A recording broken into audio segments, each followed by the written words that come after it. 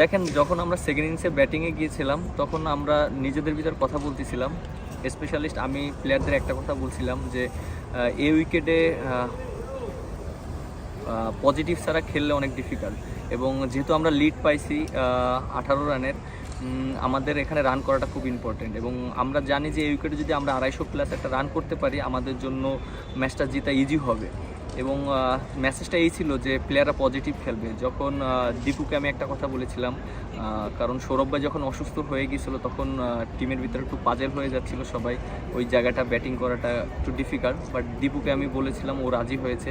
এবং ওকে আমি একটা কথা বলেছিলাম যে এই উইকেটে তুমি পজিটিভ খেলো, এবং এখানে যদি মনে হয় তোমার প্রথম বলে মারার বল পাও, তুমি প্রথম বলে হিট করো, তোমাকে কেউ কোনো কিছু বলবে না, আমি সেই গার্ডস তোমাকে দিয়ে দিলাম।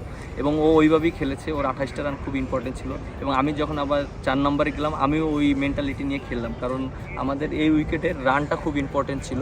এবং প্লেয়ারদের মেসেজটাই এই ছিল যে একটা রান খুব ইম্পর্টেন্ট, এবং প্রত্যেকটা প্লেয়ার যেন রানের জন্য ক্রিকেট খেলে, যে এর মানে না যে টেস্ট ক্রিকেট ঠেকাবো বা বল কি হয় না হয়। সো আমরা এইভাবে প্ল্যানে খেলেছি।